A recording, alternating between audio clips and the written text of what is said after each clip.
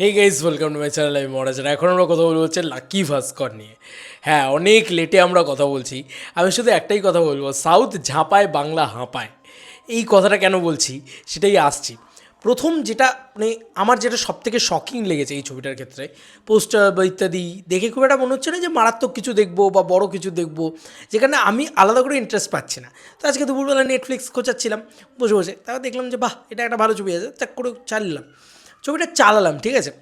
শুরু যখন হলো 5 মিনিট আমার আহামরি কিছু লাগছিল না, ডিসেন্ট একটা চলছিল। ওমা, ছবির গল্পটা এত ভালো, ছবিটা সবথেকে বড় কথা যে সাবজেক্টটাকে নিয়ে ডিল করে, আমরা বাঙালিরা কেন ভাবতে পারি না এরকম কিছু। আমাদের মাথায় চলে মাস সিনেমা মানে এই জোনগুলোর ভিতর দিয়ে অপারেট করবে, আমাদের ক্লাস সিনেমা মানে এই জোনগুলোর ওপর দিয়ে অপারেট করবে। আমাদের এটাই প্রবলেম। মানে এখানে যে ডিরেক্টর রয়েছেন তার নামটাই আমি উচ্চারণ করতে পারবো না, সরি ফর দ্যাট, মানে আমার পক্ষে সম্ভব না। বাট দুলকার সালমানকে কি প্রেজেন্ট করেছে, গোটা সিনেমাটা স্ক্রিন প্লে কত টাইট, কী ভালো রাইটিং হয়েছে, কী ভালো মানে ডায়লগসগুলো লেখা হয়েছে, একটা মোমেন্টে বোর লাগে না, এত ডেঞ্জারাস একটা সাবজেক্ট। মানে আমার তো দেখলেই মানে বিরক্ত লাগে, আমি তো সত্যি বলছি, টাকা পয়সা জমানো ফমানো জিনিসপত্র দেখলে না আমার খুব বিরক্ত লাগে। টাকা পয়সা স্ক্যাম, বাবারে বিশাল একটা খুব মানে কঠিন একটা সাবজেক্ট, সেরকম একটা সাবজেক্টকে নিয়ে এরকম একটা সিনেমা।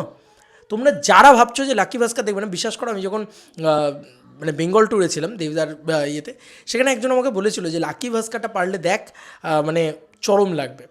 তো আমি তখনও ভেবেছিলাম যে ঠিক আছে, দেখবো দেখবো না, এরকমভাবে চলছিল, ঠিক আছে। আজকে জাস্ট খোঁচাতে খোঁচাতে দেখলাম, নেটফ্লিক্সটা জাস্ট স্ক্রোল করছিলাম, তো আমি এটা দেখলাম, আমি জাস্ট ভাবলাম যে কেন সাউথে গিয়ে ওরা কিন্তু শুধু ভালো মাস সিনেমা বানাচ্ছে তাই না, ওরা খুব ডিফিকাল্ট ডিফিকাল্ট সাবজেক্টগুলোকে নিয়ে মাসের ভিতরে বিলিয়ে দিচ্ছে।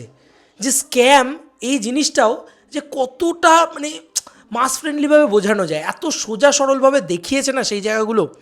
মানে অত কঠিন কঠিন জায়গা, কীভাবে স্ক্যাম করছে, কত টাকা স্ক্যাম করছে, কী কী জায়গায় করছে, শেয়ার মার্কেট কীভাবে যাচ্ছে, সেই সমস্ত বিষয় আমি মানে ওই গ্রো অ্যাপ খুলে আমি কিছু বুঝতেই পারি না ভাই।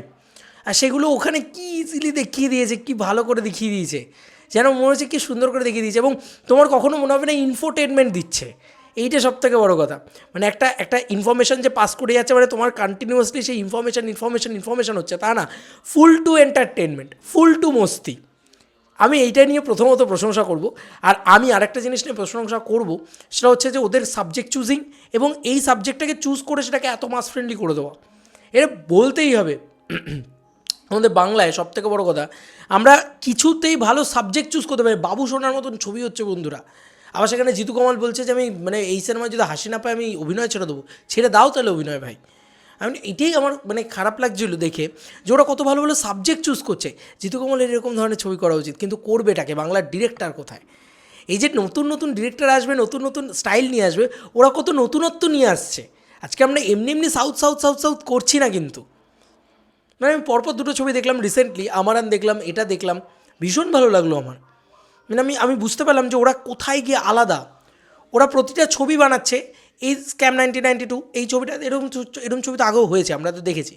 তো সব কিছু থেকে ওরা না একটা ইউএসপি নিয়ে আসছে, আলাদা নিয়ে আসছে, যেটা ধরো ফ্যামিলি ইমোশনস, ঠিক আছে, একসাথে বড়া পাও খাওয়া, ওর বউয়ের সাথে কন্ট্রাডিক্টরি প্রবলেম, ঠিক আছে। যখনই ও মানে এটা চ্যাম্পের ইমোশন, চ্যাম্পে দেখবে দেবদার যে চ্যাম্প ছিল সেখানে ওর যে অহংকার হয়ে যাচ্ছে, যখনই একটা মানুষ প্রতিপত্তিশীল হয় তখনই একটা মানুষের অহংকার হয়ে যায়, সে আর আগের মানুষটা থাকে না।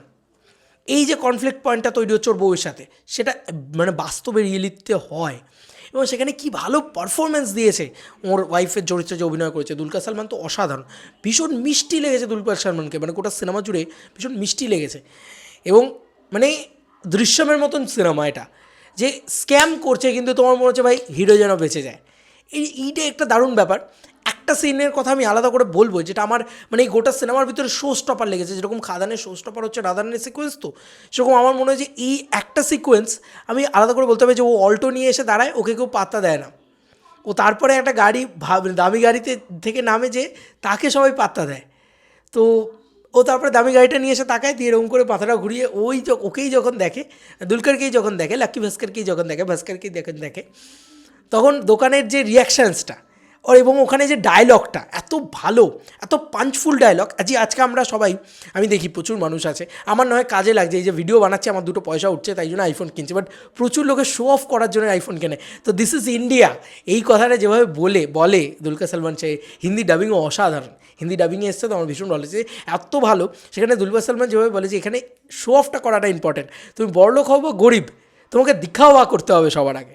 এইটা যে একটা বড় ব্যাপার, যে যে গরিবও বা যে মধ্যবিত্ত সে দিখাওয়া করছে যে আমি কত বড় লোক, কিন্তু যে অ্যাকচুয়ালিতে বড় লোক সে দিখাওয়া করছে না, সে চেষ্টা করছে যে কীভাবে এ করবো।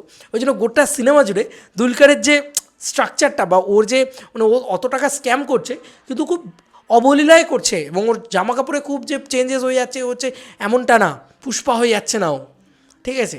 তো দারুণ লেগেছে সেই জায়গাগুলো, যেমনভাবে ওরা সেট ডিজাইন করেছে, দেখো সেট ফেলে শ্যুট করেছে কিন্তু সেটা কত মিষ্টি করে শ্যুট করেছে, কী মিষ্টি লেগেছে সেই শটগুলো। এবং একটা সিকোয়েন্সের কথা আবার বলতে ইচ্ছে করছে, যেখানে ফোন মানে ইয়ে করছে না, ফোনে ডিস্টার্বড হচ্ছে, সেই টাইম লাইনটাকে ওরা ব্যবহার করেছে, যেভাবে ওরা মানে 89 থেকে গল্পটাকে ধরেছে, 1992 ধরেছে, এই যে টাইম লাইনটাকে, সেই সময়কালটাকে কি সুন্দরভাবে পিরিয়ড টাইমে বেস করেছে বলে ওই জিনিসগুলো লজিস্টিক্সভাবে মিলেও যাচ্ছে, দারুণভাবে বেস করেছে সেগুলোকে, দারুণ লেগেছে সেগুলো।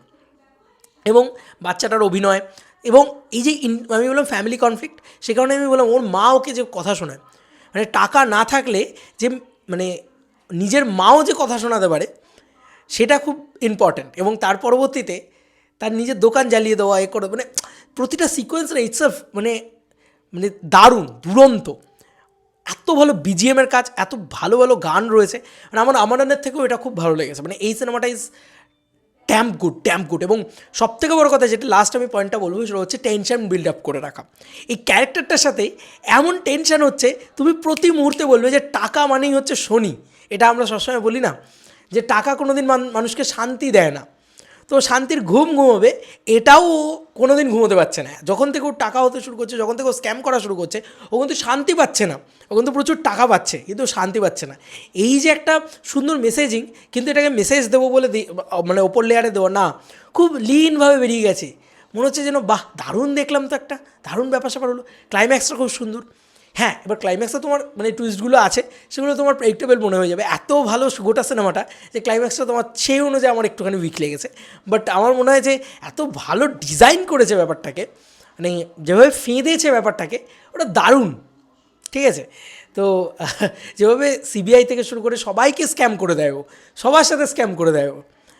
প্রথম থেকে আমার মনে হচ্ছিলো যে এই ক্যারেক্টারটা এত ঠান্ডা মাথার ক্যারেক্টার, কারণ ওর সাথে যখন ওর বন্ধুর একটা কনফ্লিক্ট পয়েন্ট তৈরি হয়েছে তখন বলে গাড়িটা তোকে দিয়ে দিচ্ছি, গাড়িটা তুমি নিয়ে নাও, এরকম একটা জায়গা হয়। ওর বন্ধু যখন আলাদা করে বলে না আমি এখানে থামবো না, এবং কোথায় থামতে হবে, মানে মুহূর্ত এত সুন্দরভাবে ক্যাপচার করেছে ডিরেক্টর, যে শুধু টাকা টাকা টাকাই সিনেমাটার ভিতরে পড়ে নেই, সিনেমাটার ভিতরে ইমোশন রয়েছে, আর ইমোশন থাকলেই সেই সিনেমা আরও উপরের দিকে উঠে যায়। এবং এত মাস ফ্রেন্ডলিভাবে বানিয়েছে যে প্রচুর মাসেসদের কাছে এরকম একটা ক্লাস কন্টেন্ট পৌঁছে গেছে, হেভি লেগেছে সেই জায়গাগুলো। তো দারুণ একটা সিনেমা দেখলাম সিরিয়াসলি, মানে প্রতিটা মুহূর্ত, যেভাবে বড়া পাও খাওয়া বলো, যেভাবে ওর মানে জার্নিটা, এবং ওর মানে বলে না যে একদম বেন্ড হয়ে যাওয়া, একদম একটা মানুষ একদম শেষ সীমায় গিয়ে তবেই কিন্তু সেই মানুষটা ক্রিমিনাল হয়, এবং সেই ক্রাইমটাকেও যত্ন সহকারে করে গেল, যেভাবে মানি লন্ডারিংটাকে দেখাচ্ছে, যেভাবে সেই সময় লটারি সিস্টেমটাকে দেখালো, শেয়ার মার্কেটটাকে দেখালো, ঠিক আছে, দারুণ। প্রতিটা জিনিসের ডিটেলিংও রয়েছে, অ্যাট দ্য সেম টাইম তোমার বোরিং লাগবে না, এসব জিনিসপত্র দেখালে খুব বিরক্ত লাগে এক সময়, তো সেটাও তোমার লাগবে না, এতটা ভালোভাবে সেগুলোকে ডিজাইন করা রয়েছে। তো এবং টেনশন গোটা সিনেমা জুড়ে, ওই মানে র্যাট অ্যান্ড মাউসকে মানে ওই যে বলে না র্যাট অ্যান্ড মাউস লড়াইটা, যে এই ধরে ফেলবে না তো, এই ধরে ফেলবে না তো, এই ধরে ফেলবে না তো, এই ব্যাপারটা এটা এত মজা লেগেছে, দারুণ লেগেছে। এই জন্য বলি আমাদের বাংলা ইন্ডাস্ট্রিতে প্রবলেমটা কি, আমরা কিছুতেই ভালো গল্প, নতুন গল্প এবং একটা এরকমের টান টান উত্তেজনাপূর্ণ একটা স্ক্রিন প্লে লিখতে পারছি না। এটা লিখতে তো পয়সা লাগে না, এই যে সিনেমাটা বানিয়েছে বলতে পারো সিনেমাটা বানাতে পয়সা লেগেছে, লিখতে তো পয়সা লাগেনি। লিখেছে কী করে এত সুন্দর করে, বিশেষ করে ওই গাড়ির সিকোয়েন্সটা, ওটা তো বেস্ট সিকোয়েন্স আমার মনে হয় গোটা সিনেমা জুড়ে। এবং ওখানে যে ডায়লগটা রয়েছে সেটা লিখতে তো পয়সা লাগে না। এটাই হচ্ছে ব্যাপার, আমাদের এখানে বলো যে সেই ট্যালেন্টটা নেই, এইটা হচ্ছে ব্যাপার। এবং গোটা মানে বলিউড ইন্ডাস্ট্রি তো এরকম ভালো স্ক্রিন প্লে লেখার ট্যালেন্ট খুব কম লোকের আছে, বলিউডেও হয়তো পাবে না তুমি খুঁজে, একটা হিরানি হয়তো সম্ভবত এরকম একটা ছবি বানাতে পারে আমার মনে হয়। তো কোথাও কি এই জিনিসটা খুব দরকার, এরকম একটা স্ক্রিন প্লে, এরকম একটা টাইট ব্যাপার স্যাপার লেখা উচিত, সেটা বলিউডেও নেই। দেখো ওই জন্য ধারাস ধারাস করে পড়ছে, রিমেক করে করে কতদিন, আর রিমেক না করে ব্যাপারটা হচ্ছে যে আমি ইন্সপায়ার্ড, ঠিক আছে, ইন্সপিরেশন নিচ্ছি, দিয়ে টুকে দিচ্ছি হালকা করে, একটু চেঞ্জেস করে, এই হচ্ছে সিনেমা। ওরা সিনেমা বানাতে জানে ভাই, এবং ওরা ওই যে বললাম ওরা ঝাঁপায় আমরা হাঁপাই, এটা কিছু করার নেই ভাই, এটা বলতে বাধ্য হচ্ছি। হয়তো দেবদা এই খাদানের মাধ্যম দিয়ে আমাদের ইন্ডাস্ট্রিতেও একটু ভালো ভালো ছবি নিয়ে আসছে। বহুরূপী শিবপ্রসাদ তিনি করছেন, বহুরূপী দেখলে ভালো লাগে, সেগুলো দেখলে ইয়ে হয়, মজা লাগে। কিন্তু এখনও অবধি আমরা লাকি ভাস্কর লেভেলে যেতে পারিনি, এটা সত্যি কথা। লাকি ভাস্কর অসাধারণ সিনেমা, মানে আমি রিসেন্ট টাইমসে দেখা আমার one of the best film যদি হয় সেটা এটা দেখলাম। মানে অনেক বাইরের ছবি দেখেছি, বললাম তো অনেকগুলো ছবি দেখেছি, তার ভিতরে আমি যেগুলো খুব ভালো লাগে পরবর্তীতে কথা বলার জন্যে সেগুলোই বলি, নাহলে পরবর্তীতে কথা বলি না। তো এই সিনেমাটা আমার প্রচণ্ড ভালো লেগেছে, যে কারণে আমি এত পরেও আবার কথা বললাম। যাই হোক, তোমাদের আর কি মতামত লাকি ভাস্কর নিয়ে জানিও কমেন্ট সেকশনে। চলো বন্ধুরা, নতুন কোনো ভিডিওতে দেখা হবে, বাই।